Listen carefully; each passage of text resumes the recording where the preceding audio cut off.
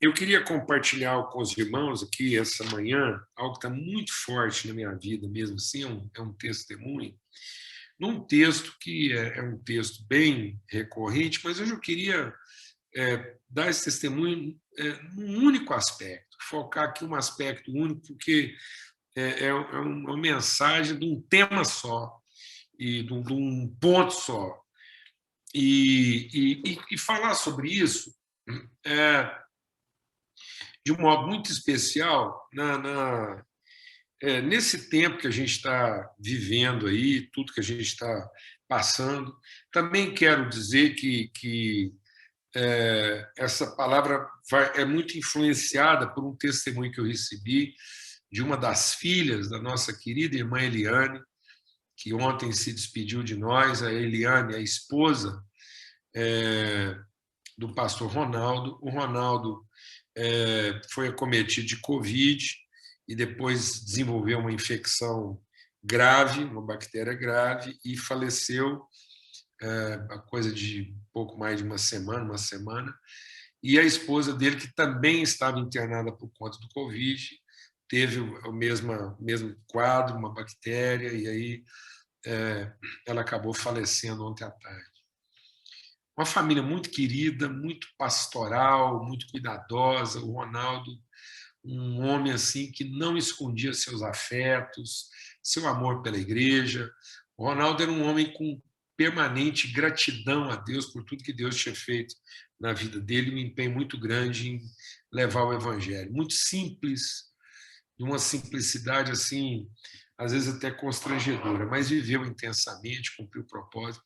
E uma das filhas, testemunhando a respeito da mãe, já poucas horas antes da mãe falecer, ela compartilhou uma conversa dela com Deus, falando assim do desejo profundo, sincero, que se Deus pudesse deixar a mãe dela ficar mais um pouco, ela gostaria muito, ela queria muito a companhia da mãe dela por mais um período. Mas, se contudo Deus entendesse que tinha chegado a hora, ela só tinha gratidão e só tinha que agradecer a Deus, entendendo que a mãe dela brilhou, né, com uma luz intensa e cumpriu o seu propósito. A nossa querida pastora Eliane, um sorriso contagiante mesmo. A Eliane sempre teve um sorriso muito contagiante, encorajador. E aí o texto que eu quero compartilhar com vocês é lá em Mateus, no capítulo 5, quando Jesus ele conclui as bem-aventuranças e imediatamente ele faz essa declaração. Então é importante a gente entender que Jesus reúne os seus discípulos, chama os seus discípulos para uma intimidade, é uma roda íntima, ele tira os discípulos da multidão e vai falar com a gente. Jesus está falando conosco aqui, ele está falando com aquele que crê, com aquele que recebe a sua palavra. Então, isso não é uma palavra assim genérica, não, é uma palavra para os seus discípulos. O Sermão do Monte está no contexto de que Jesus, vendo as multidões e percebendo e ciente do seu propósito junto às multidões, ele vem e, e, e chama os seus discípulos para uma intimidade, assim como a gente está fazendo aqui, uma conversa íntima, não é uma conversa de multidões. Jesus, às vezes as pessoas não percebem isso, né? Às vezes a gente não percebe isso. Jesus podia ter operado. Jesus, pensa bem a capacidade de produzir um evento. Jesus tinha a capacidade de produzir um evento. Estava lá aquela multidão lá, aquela tal. Jesus, ele podia ter subido no monte, não para chamar os discípulos, sentar numa roda com pouquinha gente e ensinar ali tete a tete. Não, ele podia ter subido no monte sozinho, chamava uma legião de anjos, o sol escurecia, começava a pipocar raio para tudo quanto é lugar e tal, aquela anjaiada lá, os capetas gemendo, Jesus glorificado, reluzente. Aí ele abria a boca assim, com a voz de trovão, Deus encarregava de dar uma amplificada na voz de Jesus e dava um sermão lá assim, aterrador. Depois ele falava assim, Quem quer ir para o céu, põe o dedo aqui. Acabou, mano. Não ia ter para ninguém, não. Ia fazer fila. Nós estávamos na fila até agora de gente querendo pôr o dedo na mão de Jesus para ir para o céu depois do sermão dele. A multidão. Mas não é isso. Não é isso. Jesus não queria resolver essa questão numa tacada, num evento mirabolante, impressionante, não. Ele quer resolver isso no processo, na construção consciente da pessoa. Decididamente não é uma manifestação do seu poder, é uma revelação da sua vontade, é a vontade de Deus para o homem, para o humano ser. Que tipo de gente Deus está querendo formar? E isso tem que ser na relação, tem que ser no processo, no testemunho que nós vamos dando uns aos outros. Não é uma grande reunião, como foi Babilônia, mas é uma multiplicação de pessoas que vão comunicando essas virtudes uns aos outros. Ele termina a palavra da bem-aventurança, ele define o que é o homem, a mulher de Deus, no seu sentido pleno. Ele diz, olha, o que é a pessoa bem-aventurada? O que é o propósito de Deus? O propósito de Deus é formar essa pessoa. A pessoa consciente da sua miserabilidade, da sua absoluta dependência de Deus. O que é a pessoa bem-aventurada? É a pessoa que não vê em si mínimo direito. A pessoa bem-aventurada é aquela que vê a vida na sua responsabilidade, no seu, na sua oferta, na sua entrega. Então, e por isso, uma pessoa sensível, que chora a sua própria condição e chora a condição dos outros.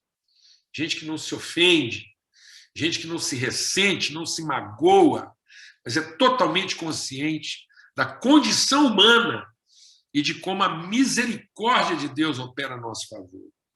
Isso é bem-aventurança. Por isso ele não atua com violência, com agressão, ele não mete a mão como quem quer ter o poder e o controle, mas ele é contínuo, ele é perseverante, ele tem consciência de um legado, de uma herança, e não de uma posse. Ele não é um posseiro, ele não é um conquistador do direito dos outros, mas ele é um defensor da justiça em plena mansidão. E aí ele fala, por isso mesmo eles têm fome e sede de justiça, e não de direito. Gente que tem fome de ver a justiça de Deus sendo manifesta, e não o seu direito sendo contemplado. E por isso eles são misericordiosos, do mesmo jeito que alcançaram misericórdia, eles manifestam misericórdia, porque são sensíveis, são quebrantados, o coração deles é limpo, não tem raiz de amargura, ressentimento, não atribuem a ninguém o seu próprio pecado, mas são ministros da reconciliação. E por isso são mensageiros de paz, são pacificadores, são reconciliadores, porque são filhos de Deus. Filhos de Deus. Ministros da paz, guardados em paz, mente e coração guardados em paz. E, por isso, se eles tiverem que sofrer algum tipo de perseguição, não é na defesa do direito, mas é no exercício da justiça. Definida essa pessoa bem-aventurada, plena, ele diz, olha, você, filho de Deus, é essa pessoa. Todas as promessas de Deus é para formar essa pessoa. E essa pessoa plena do amor de Deus, plena dessa convicção de propósito, de destino em Deus de filho, ele é sal dessa terra. Então, quando Jesus está dizendo isso, mas ele não está dando uma opção. Ele não está fazendo um convite. O reino de Deus não é um convite. O reino de Deus é uma revelação. E se é uma revelação, a gente se submete ao reino. A gente não aceita o reino como se fosse um convite, como se a gente tivesse alternativa. Ele está dizendo, vocês são o sal da terra. E se eu não entender isso, não me submeter à missão de ser sal na terra, minha vida não tem o menor sentido. Eu vou virar pavimento. Amados, deixa o Espírito de Deus ministrar o nosso coração. Uma coisa é a estrada, outra coisa é o caminho. Nós não fomos chamados para ser estrada, nós fomos chamados para ser caminho. Nós não fomos chamados para ser pavimento, nós fomos chamados para ser direção.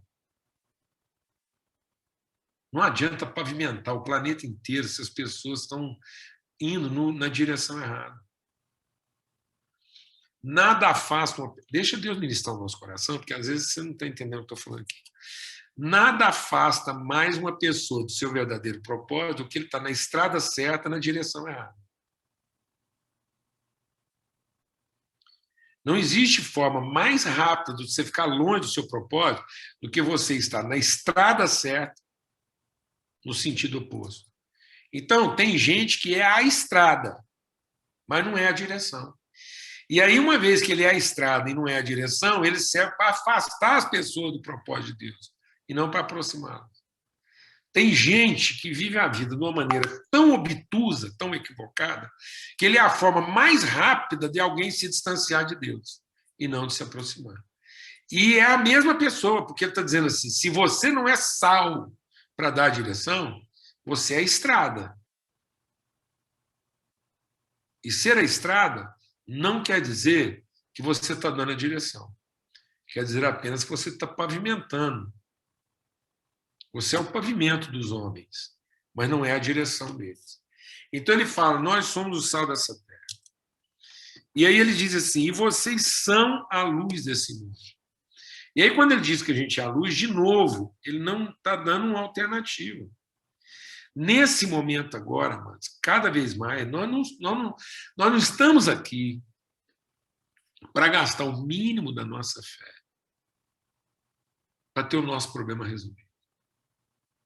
Em nome de Cristo Jesus, o Senhor, não use a sua fé para ter o problema resolvido, mas use a sua fé para dar direção e orientação às pessoas. Para que elas não se percam, para que elas não se corrompam e nem para que elas se confundam. Por isso ele diz, vocês são a luz desse mundo. Assim brilhe a luz de vocês. Então, nós não temos que ficar aqui pedindo para Deus para a nossa luz durar. Nós temos que pedir para a nossa luz brilhar. Eu peguei uma lanterna aqui para explicar para vocês que é uma lanterna. Assim, ela está acesa, tá vendo? Assim, ela está apagada. Você quer que essa lanterna dura? Você quer que essa lâmpada dura, essa bateria dura? Mantenha ela apagada. Acesa, assim, ó, acesa, ela não vai durar, ela vai cumprir o seu propósito. Existe um ditado popular que é do capeta, Só o Satanás para ter ensinado uma coisa dessa para a gente e a gente assimila. Fala assim, uma lâmpada acesa diminui a sua vida útil. Não, uma lâmpada acesa aumenta a sua vida útil. Uma lâmpada apagada diminui a sua vida útil.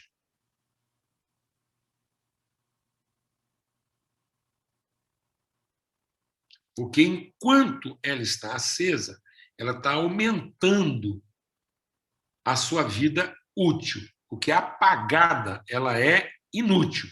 Então é o seguinte, uma lâmpada apagada está aumentando a sua vida inútil e diminuindo a sua vida útil. Uma lâmpada acesa está aumentando a sua vida útil e diminuindo a sua vida inútil. Então, diminua o tempo da sua vida inútil e aumente o tempo da sua vida útil. E todo o tempo que você gasta tentando sobreviver, você está aumentando o tempo da sua vida inútil. E todo o tempo que você gasta vivendo e cumprindo o seu propósito, você está aumentando o tempo da sua vida útil, ainda que isso esteja diminuindo o tempo da sua vida inútil. Então, diminua o tempo da sua vida inútil, encontre o papai mais cedo, volta para casa mais cedo e não fica preocupado em viver aqui nesse mundo, porque esse mundo não é o nosso lar. Esse mundo aqui é para a gente cumprir o nosso propósito. Nós não somos desse mundo, não viemos para continuar vivendo nesse mundo, e quem está nos esperando é um pai. Mas as pessoas parecem que falam que amam o pai, mas é um tipo do pai que elas não querem encontrar. Porque quando está pertinho de encontrar com o pai, elas garram com todo mundo e falam assim: meu Deus do céu, não me deixe encontrar com o papai, porque eu amo o papai, papai me abençoa, ele cuida de mim, mas a última coisa que eu quero é encontrar com ele.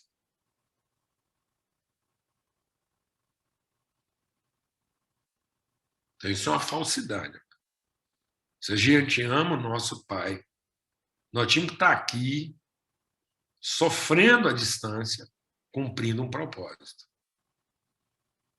E não celebrando a distância, desfrutando a existência. Nós não estamos aqui para desfrutar a nossa existência. Nós estamos aqui. O tempo nosso de vida não é para existir bem, é para viver intensamente.